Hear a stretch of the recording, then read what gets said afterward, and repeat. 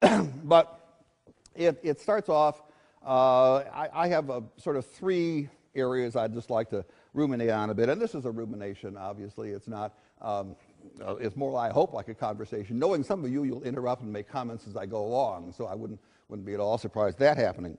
But I put three labels on this. One is called wonders, the other is called worries, and the third is called wishes. And it's on that little set of pegs that I want to hang what I want to say.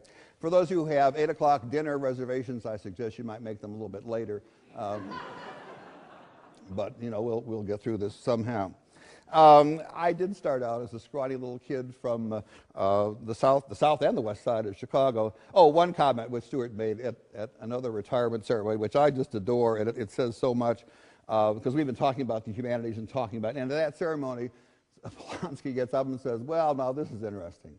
Here you have a Swedish Lutheran explaining a medieval philosopher, Thomas Aquinas, who's Catholic, to a New York Jew who's going to turn around and teach him to Missouri Baptists.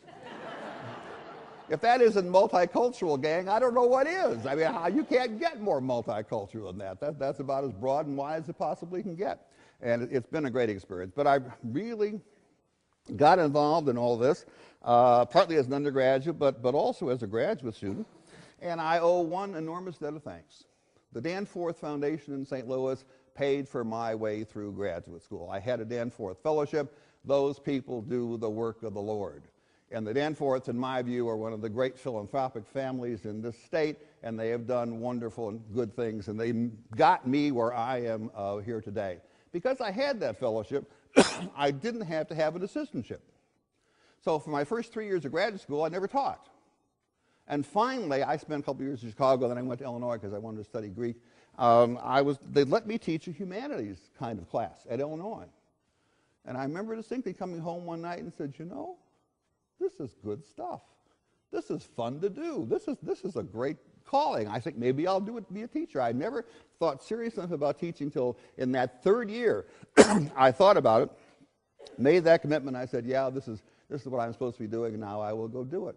The experiences as a graduate at Chicago were absolutely amazing. I'm deeply indebted to Veer Chappelle as someone who got me started, and it's been a grand time from there. And some of these reminiscences may mean more to me than they do to you, but let me just share a couple of them. Every Friday afternoon, 12:45, we got on the IC railroad, drove downtown Chicago, got off at Randolph Street, walked south of Michigan Avenue, and went to Orchestra Hall.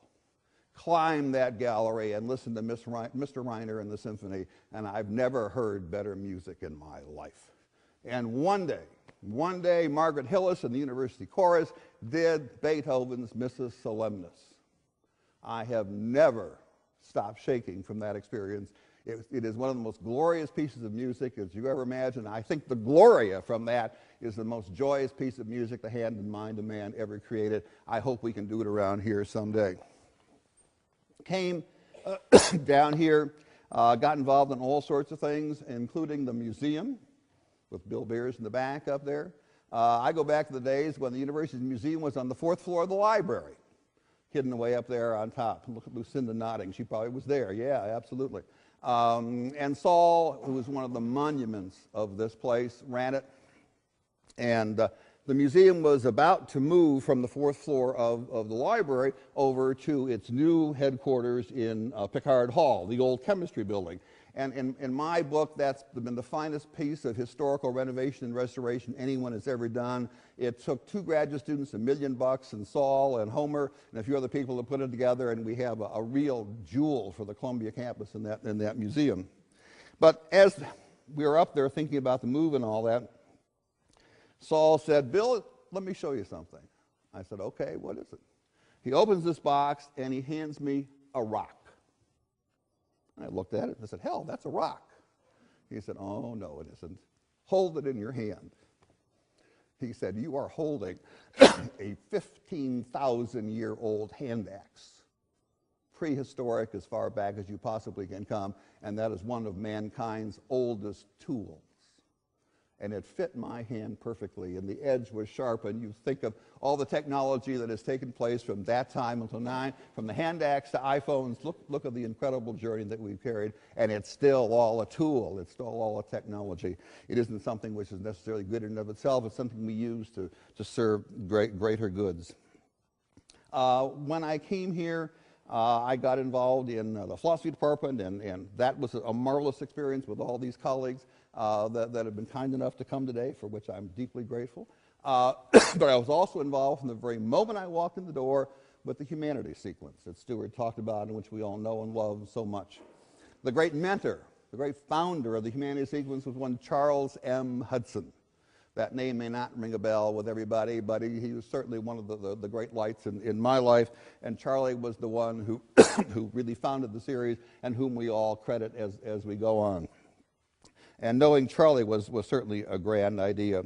But on top of that, before too long, I got involved in the College of General Studies and the Honors College and all sorts of things like that. And then, finally, one day, and the person that I owe an enormous amount of debt to is one Owen Keppy. Owen was provost here at the time, and I walked into his office and I said, "Owen, the concert series stinks. Those are horrible performances. We're bringing in junky artists. Can't we do something about it?" He says, "Bondeson, you're now in charge." Well, I said, "All right, that's interesting." He said, "I'll let you keep whatever money you bring in, and you bring in that revenue, and we'll find ways of supporting you." And the concert series, when I first started out, had a budget of $30,000, and when I left it, it had a budget of $500,000 and growing. And it was one of the most enjoyable and fun things Linda and I had ever gotten involved in. We got to know many artists. There are sides to some artists which are a little bit different from what you see in public. I'll tell you just one. You may know Carol Patterson. She's been around here for a good long time. Carol was the sort of social director for the concert series, the photographer, and all of that. And we're going to have Itzhak Perlman come and play. I think it was probably the second time I presented him here, as I recall. And Carol was all excited. "Oh my goodness, can I go with you to St. Louis to pick up Mr. Perlman? I really would love to meet Mr. Perlman. We can talk about music and art and beauty and the artist's life, and we'll have a wonderful conversation in the car. Take me with you to St. Louis, and then we can all ride back and talk." I said, "Okay." I got an enormous white Cadillac, I think from a funeral home, I'm not sure. Carol and I head off to St. Louis. We get a little hungry on the way over there, and we stop at a grocery store and we buy a can of cashews. Eat the cashews. When we're all done, we put the cashews in the glove compartment. We go get Perlman and his accompanist Sam Sanders, two marvelous, marvelous artists. And we're about to leave the airport, and we're about to pull out and get on get on Interstate 70. And Perlman says, "I'm hungry."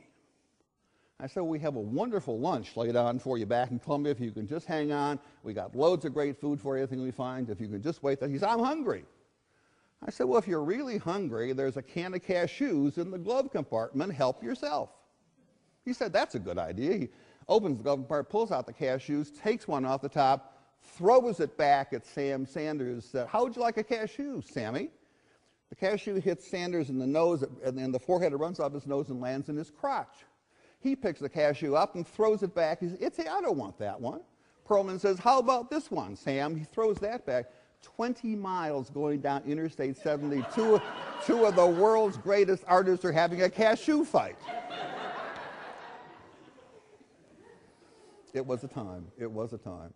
We could tell you about having dinner one night with Hal Holbrook. It started at 1 o'clock in the morning and lasted on our back porch until 5. It was one of the most glorious experiences I've ever had. But one of the highlights of that, just to get at a little bit, was one day the concert series was presenting Handel's Messiah. Oh, I think one of the really marvelous pieces of music. And we put it on the Jesse series, as I recall. And it was going to be on a Sunday afternoon, and there was a final rehearsal on the Saturday.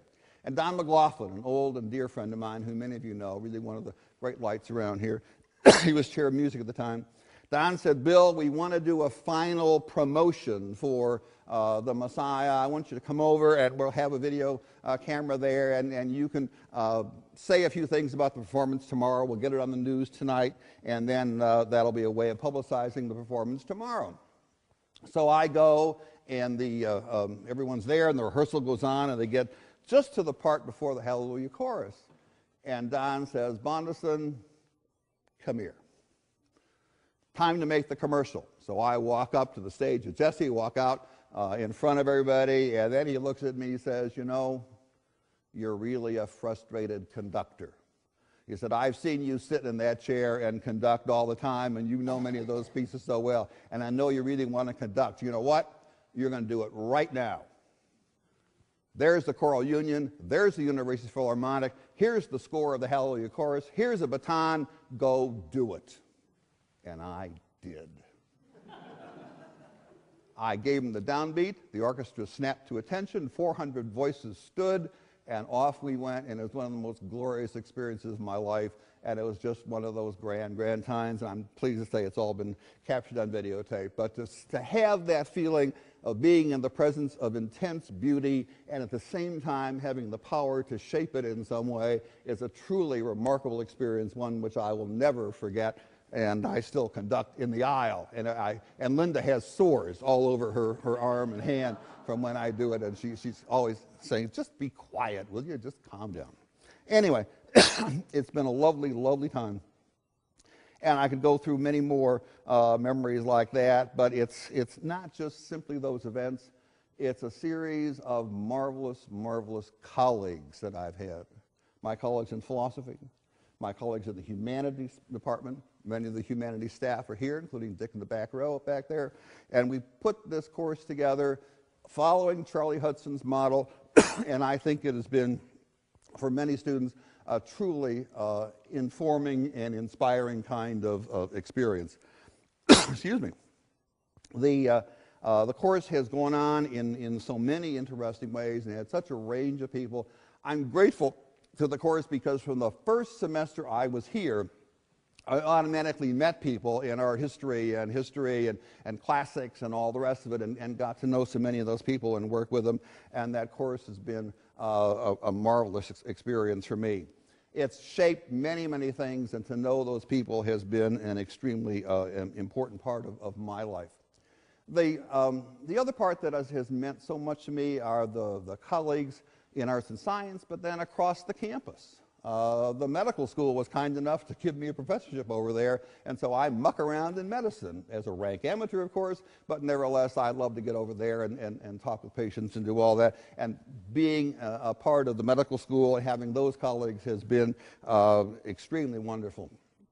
One of my great mentors there, who unfortunately cannot be here today for all kinds of reasons, is the grand old man of this university, and that's Hugh Stevenson.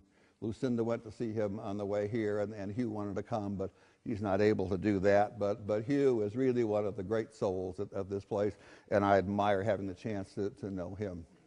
So Hugh, by the way, Hugh Stevenson, I would take off my tie and show you. Hugh Stevenson has done, to me, what many a dean and administrator has wanted to do many times over. He's slit my throat. He's taken out thyroid on both sides. I'd be happy to show you the scars if you want. He signed one, Hugh E. Stevenson, Jr. Every good artist always signs his work, so why not? Anyway, the colleagues have been marvelous. The students have been spectacular. I thank so many of them for coming today, including some that go back a while, I must say, but to have you here is a great privilege. And then, of course, there she is. The light of my life, the joy of my existence. And I barely say more than that, but you know who I mean. My north, my south, my east, my west, my daily work, my Sunday's rest. And if you'd like to see what she really means to me, when this is over, you go out on the mall, and on the west side, just below the windows of the great room, you will see the bench with our name on it that I gave to Linda, and it has some words from our song, and we deeply value it. She truly is the light of my life, the joy of my existence, and I owe this university the opportunity to meet her and be together with her. To you, sweetheart. Anyway.